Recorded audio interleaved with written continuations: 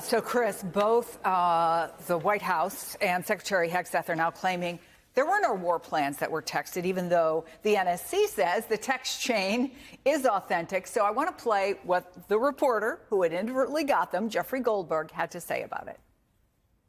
I saw Hegseth's response yesterday. It was just unserious.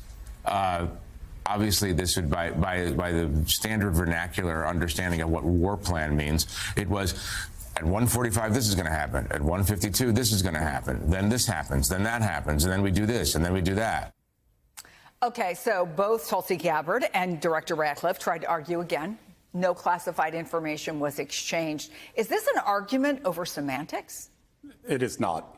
So I spent my entire career working counterterrorism with the intelligence community and with the special operations community. This behavior is inexcusable. And so was there a judgment error?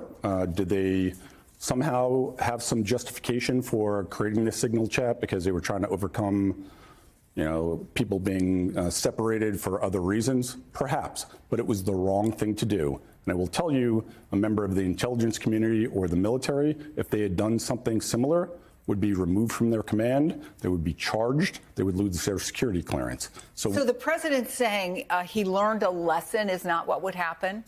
No, it would not. And, Mike Waltz knows this more than anybody coming from the special operations community. He knows what the requirements are. And although they might not have had the granular detail in this text chat, just the acknowledgement of the operation and the timing and everything else, you do not do that because people get hurt or operations fail because of that. The bigger concern for me is minimizing this and normalizing this, because what you're saying as a leader that this is acceptable behavior. So for every intelligence community professional, well, it's okay for you to engage in this too. For the forklift driver who is loading a pallet on a C-17 down at Fort Bragg or somewhere else, it's okay to do that. It's not okay to do that because this is how things leak and this is how people get hurt. Courtney, what more do we know about the nature of the leak and what's the reaction inside the intel community? Yeah, so I think what we need to do is parse out some of these denials, specifically the one that we heard from Secretary of Defense Pete Hegseth last night. It was a very brief discussion he had with a small group of reporters when he landed in Hawaii for this trip. And he specifically said that there were no military plans or war plans. Now, in military parlance, that actually means a little bit something different than just to civilians like you and I, Chris. An operational plan, a war plan, an O plan is generally seen by the military as a comprehensive plan for a war. So think about something like China it begins a war with the United States. Where would all of the targets be? What sort of assets would be used? It's a much more comprehensive plan, and that may be the nuance that we're hearing here. We also heard it from Caroline Leavitt. She put something on social media earlier today in which she also followed Secretary Hegseth's lead by denigrating the reporter here, Jeffrey Goldberg, a well-known editor for The Atlantic, saying that he's a well-known for his sensationalist spin. And she said here that no war plans were discussed and no classified material sent to this thread. To be fair, Courtney, let's say, for example, the administration has repeatedly said that what's happening on immigration is why they're invoking war powers, right? Because that is a war. They consider that a war. Is this not part of what they would consider to be the war on extremism, war on, any kind of national security threat? Yes. And here's two more things about that, Chris, because you're absolutely right there. Number one, military plans are by nature classified. It doesn't matter that it's not a big war plan with the Houthis. Military operational plans are classified to protect the service members who are directly involved in those. In this case, with the Houthis last weekend, there were manned aircraft involved. That would put those pilots potentially in direct danger if the Houthis or any adversary found out where and when they were going to be targeting actual locations on the ground in Yemen. But it's not just that. That would be, there's no question that would be classified. If in fact Secretary Hegseth did put a number of different pieces of information, frankly, what if every one of those pieces of information by themselves was not classified? In the aggregate, that information can become classified because it could then become part of an operational mission or a plan. We see that here frequently. One piece of information, that's releasable. All the information put together becomes classified. And that's the sort of nuance that we're just not getting in the answers from these administration officials at this point, Chris. So, Ned, I want to play part of what David French, he's a former military lawyer, Iraq War veteran, and New York Times columnist, said on this network today. When I was a JAG officer, I investigated leaks or spillages of classified information. I saw careers of officers destroyed instantly for behavior that was a fraction as irresponsible as this. It really is a key moment, I think. It is a key moment that says to the Trump administration, or the Trump administration looks to America and tells us, do they have any standards at all other than loyalty to Donald Trump? That's exactly what Chris was just referencing, Ned. What do you make of accountability or lack thereof? Well, Chris, it's very simple. There should and there must be accountability. And I say that because what we're talking about here is a convening of the Principals Committee.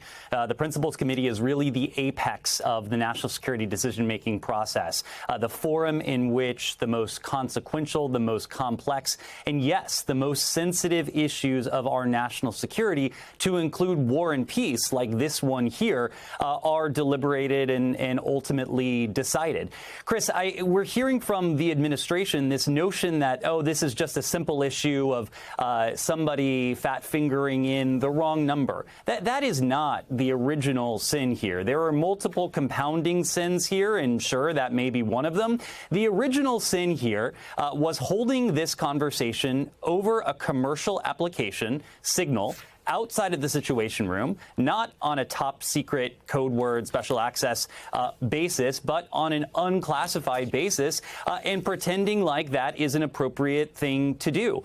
You know, Chris, I sat in on every single one. You shouldn't be sitting in your car in the parking lot of a grocery store and having this going on, talking about a military strike. Is that what you're suggesting, Ned?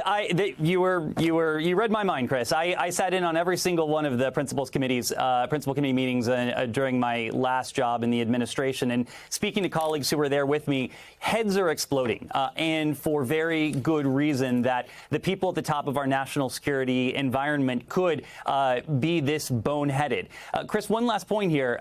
The people who are supposed to be protecting our national security were absolutely derelict in this instance, and presumably every other Signal chat that they may have started. They have a Signal chat on Russia, on China, and Iran. The only responsible person in that Signal chat was the guy who wasn't supposed to be there, and that was Jeffrey Goldberg. And I say that in two respects. One, he didn't print what sounds to be the most sensitive details that were shared inappropriately over that Signal chat.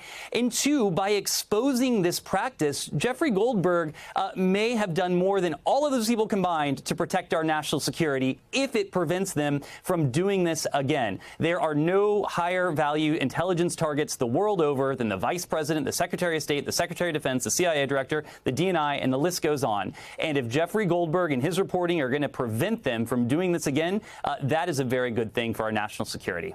Well, and what he got for his thoughtful decisions was to be called some very unpleasant things by members of the administration.